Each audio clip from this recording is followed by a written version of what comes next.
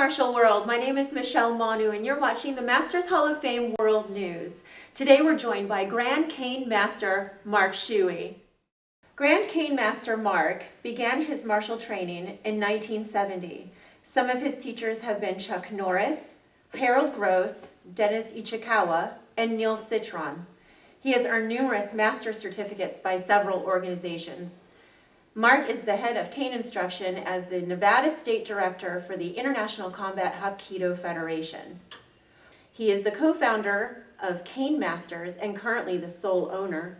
He has founded Cane Masters International Association in 2000, founded the American Cane System in 2007, founded the King Fu system for seniors and physically challenged, and also founded Cane Jaw, which is a street self-defense system using the cane. Well, welcome, Mark Shuey. Thank you for being here today. Thank you. Well, let's just get right into it. When did you fall in love with the cane? Falling in love with the cane would probably fell in three different parts. One was I was in Palm Springs visiting my brother, and that weekend, three ladies over the age of 65, two of them had canes, were raped. And then my father, he has overweight, bad knees. The doctor gave him an aluminum cane. He would not carry it because it made him look too old. It's geriatric looking. And he slipped, fell, broke his hip, went in the hospital and died. Oh my. And then what really sealed the thing here was, I've been investigating about a cane for a few years.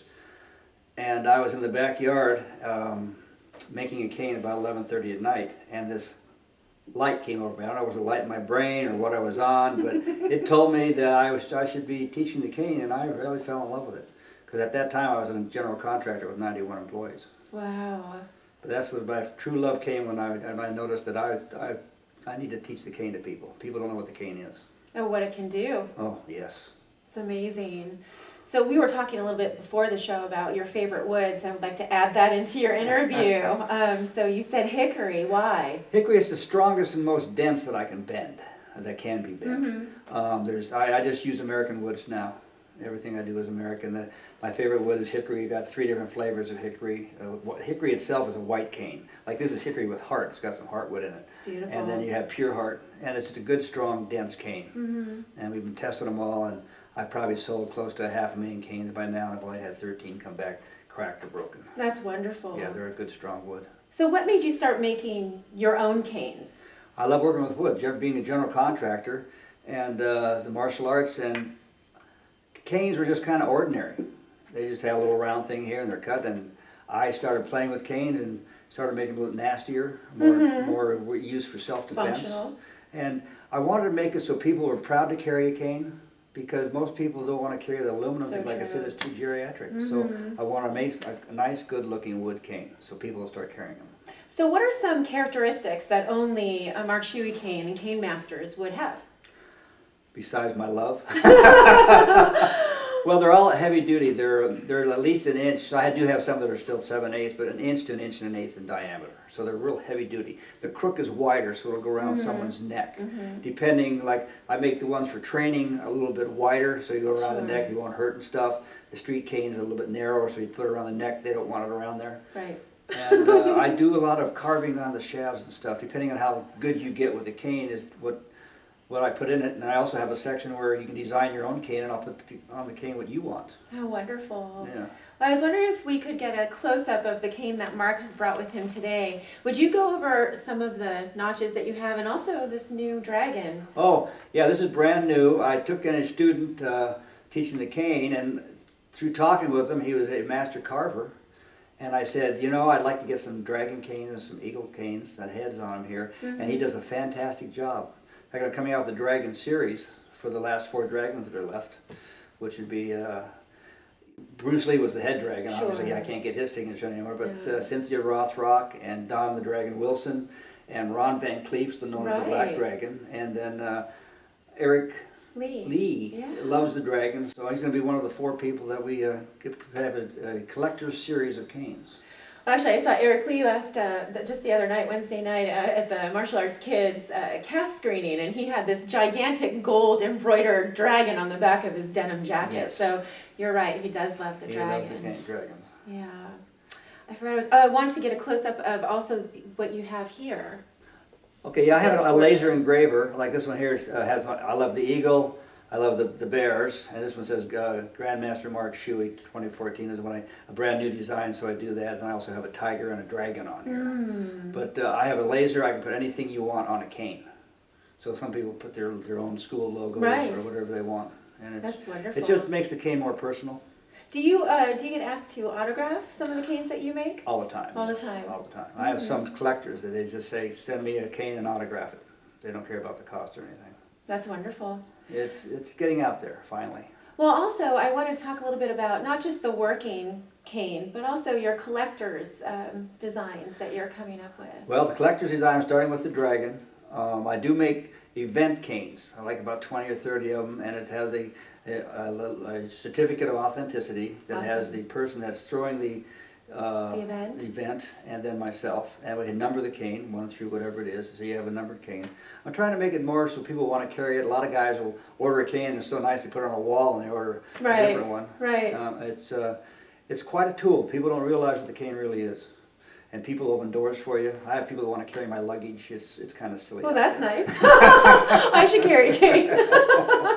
You know, we had some interesting conversations before our interview started, and I wanted to just add a little bit more to your interview. So I wanted to ask you about your travel with a cane. You gave us some interesting examples of what TSA has confiscated while you've walked through with an altered cane, and I would love for you to explain to our audience exactly what you walked through that one scenario. Well, there's a bunch of scenarios I can give you. I'll give you 2. One was my daughter gave me a real nice finger clip set and stuff like that. Yeah. I normally put it in my regular luggage so it goes underneath, but I had it in my carry-on, and the guy saw it and confiscated it. And at that time I had a steel pen, I had a cane in my hand, and I had 4 canes in a cane case. And he takes my daughter's presents. I was mad. I pulled out that pen. I said, I can do more with this pen than you can do with those fingernail clippers. And he goes, well, that's not on our list. Amazing. So it was crazy. Then I had one thing, I went through the airport, I had a real nasty cane. If you put the horn on your finger like that, it would bleed. And I had some nice eyes in it. And 2 of the TSI guys, they're sitting there looking at the cane. I had what I call shark's teeth here, which are real sharp points coming out of here. And the 2 of them, they're looking at the cane, they go, I go, no, I'm in trouble. They put their finger on the point, which scared me right off the bat. And the guys go, those are some really nice eyes. They were yin and yang eyes on the cane. So I said, thank you very much. And the other one goes, what are all these notches for? I said, those are for the people that I've killed. And they both laughed when they got on the airplane first. My. Yeah, it's interesting what the cane is a medical device. And that's what you tell the people. It's not a weapon, it's not a self-defense device, it's a medical device. And it could save your life. Of course, definitely. So I wanted to ask a little bit about your martial training. You've been training for so very long. Was there just one pivotal point besides the light when you were making that cane at 11:30 at night? Was there another pivotal point or several to let you know that you're on the correct path? Well, what changed my whole martial arts career really was getting into yoga. Wow. I had a bad back, and this is in the middle of my martial arts training. I guess it was in the late 80s and early 90s, and I had to crawl to go to the bathroom. I got out of bed and couldn't walk. Doctors wanted to operate. I went to Hawaii and started practicing yoga. Within 5 weeks, all my pain was gone. Wow. And I stayed another few months and just practiced, and it just changed everything. And at the age of 52, I won my first grand championship. So that yoga, along with the martial arts, made me strong and balanced, and it changed my whole martial arts career. Is it because of the balance and also the stretching? And what part of yoga? Okay. It's stretching and mental discipline and the balancing moves you have on some of these things. Like we'd had to stand on a pose for 10 breaths, holding your leg up in the air and stuff like that, and all the different stuff. It was a combination of Iyengar, Ashtanga, Hatha, and Power Yoga. So it was quite a mix I went with, and it just made me strong. Excellent. Do you still practice yoga? Oh, every day. You got to stretch. You got to keep your chi flowing to stay healthy. Right. And it's important. Well, also you have such an impact in our world, and I wanted you to talk a little bit about what it's like to train and be around seniors and the physically challenged. You know, Seniors is a slice of heaven because, you know, I used to teach kids, did it for years. And when I started doing the cane, obviously I went to moving to seniors and the disabled. And seniors have stories. Yes, they do. And they're serious. They're worried. They start losing their balance and stuff. And I have balancing techniques with the cane and everything. I have a complete exercise and rehabilitation with the system. What happened was I'd go around to seniors and try to teach them the cane, and some were so weak they couldn't even swing the cane. So I had to get an exercise system going. But then talking with the seniors, especially back in the 50s and 40s, most of them did fencing and stuff. In fact, we have a new DVD out on fencing with a cane. Oh, excellent. But it's just an awesome tool, and the seniors love it, and we have fun, and we're coming up with a thing called the Silver Dragons. Silver Dragons. That'll be our next little thing we're playing with. And what is that going to consist of? That'll be seniors with silver hair I love it! They can have a jacket or a shirt that says Cane Master Silver Dragon. I love it. That's wonderful. Just try to make fun with it too. That's good. It's almost like the White Fox. Yeah, people like to belong to something, so we're getting a Sure. little thing together on that. It's nice to be with like-minded people too, so you're going to have like Yes. this Get Up and Go Silver Yeah. Dragons Club. That's wonderful. Yeah, we're trying it. Mike Patterson will be the one that's to be running that whole operation. He's out of Florida. In fact, he's the chief of the EMT in Palaca County. Excellent. Or Putnam County, excuse me. Yeah, that's Palaca, wonderful. Would you explain a little bit about cane fu? Yes, and there's also cane jaw and all these other separate cane systems that you've created.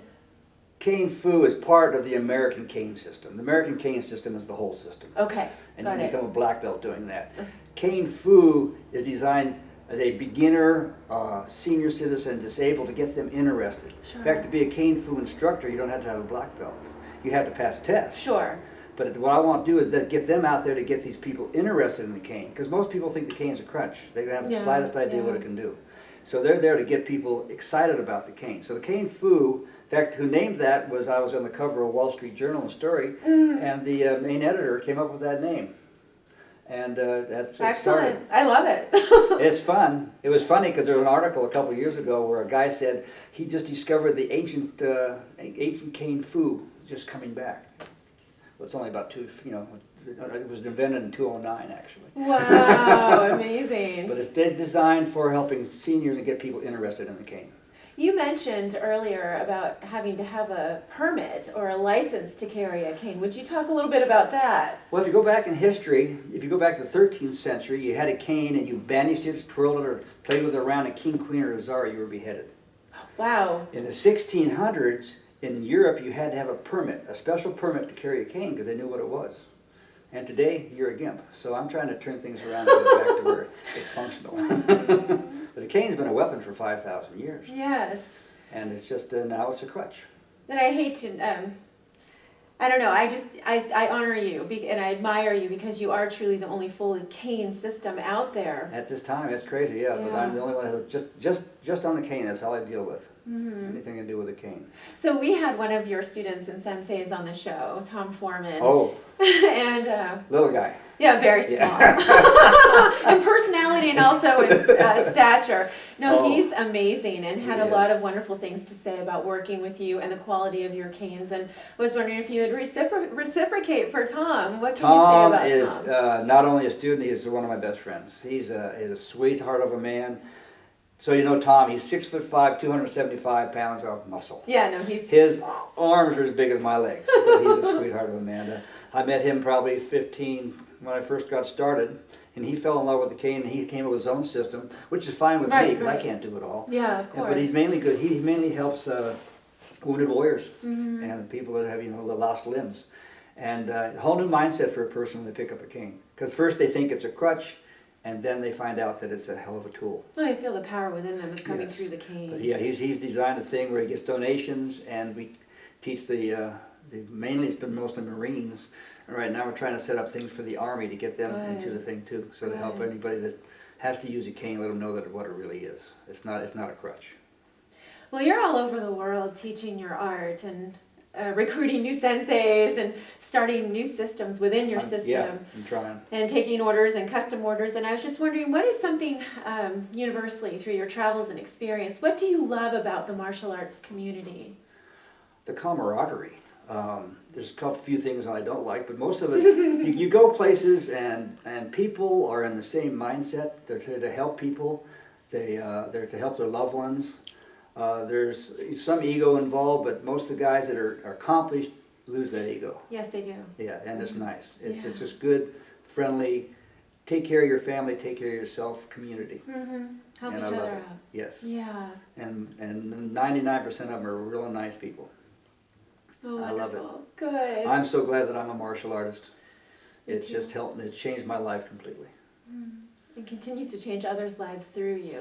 Yes, I get calls all the time that I've saved their life. And a lot of guys have diabetes, can hardly walk and stuff. They go lower on their insulin and everything else because they start exercising more. Right. The exercise system, with you have a cane and an exercise band, you have a complete gym. You can carry anywhere. Oh, well, circling you back to Chuck Norris, right? What is something that our audience wouldn't know about you? Oh, my goodness. One that I'm only 39, no. Yes, we went over that. I don't, I just go around helping people. I really started, what got me into the martial arts was being bullied. Oh. And one big kid, he was about a head taller than me, hit me in the stomach, put me down, and I said to myself, as the kids were laughing at me, that this would never happen again. And then my best friend's dad was a Golden Glove guy and taught me how to box, so I started boxing around the age of 11. Awesome. Then my dad got me into judo, and then I used to love to fight. I started fighting too much. But the martial arts has just rounded me off, and I love helping people, and the people that are in the martial arts or want to learn the martial arts, they really enjoy it. The discipline and respect is so helpful, especially for kids. True. Yeah, Well, especially for us Even adults. the adults, yeah. Right, when we're ready. But things that they don't know, I mean, I don't, my life's pretty much an open plate. But a lot of people, it's funny, I had people say, so you're a martial artist, you know how to fight. And I go, well, I've been doing it for over 50 years. I think I know a little bit about fighting. Just a little. And in fact, before I picked up the cane, I was pretty good here on the West Coast. I was always in the top 3 in all the associations fighting and stuff. So yes, I do know how to throw a punch besides throwing a stick. Yeah, but martial arts is so much more than that. It's a lifestyle. Oh, you know. yes it is. It's mastery over self. Definitely. Yeah. And being able to help other people. And learning that you can look in somebody's eyes and see their soul. Kind of like Avatar, I see you. That's about it. Well, you know, what is something we can expect from you this year? Are you looking forward to any huge projects? Or are you just kind of steadily sailing? Well, I'm going after the health industry. Excellent. Because there's no other cane system out there yet. And it's helping so many people. The martial artists are great, but I've only hit about 10 to 15% of the schools. And I need, with the population change, 10,000 people a day are turning 65. In 8 years, probably 1/3 of our population will be over 65 years old, so the market's coming. I'm trying to wake up the schools. I need help to get the cane out there. I'm going to go after a full physical therapist, but personal trainers, and work it from that end if I can't get these martial artists to wake up. But the cane is something, and I'm a martial artist, so I'm hitting these guys first to get them, let them know that they're dead time in the morning. Coming. Yeah, it's on its way. 10,000 people a day, that's a lot. That's a lot. Next 14 years. Wow. So if you guys you can tell them to start thinking about the cane. They don't have to do my system if they don't want to. Right. But get it out there, because it's coming. It's going to be a whole new change as far as I can see in the martial arts market. Wow. Well, before we conclude this amazing interview, is there anything else you'd like to share with our audience? I'd like to say something about the Masters Hall of Fame. It is a fantastic organization. I am so proud to be part of it. And it's really the only one that's a 501c3 where the money goes back out to the public and helping the martial arts. I think what you guys are doing is amazing and fantastic and a big help to the martial arts industry.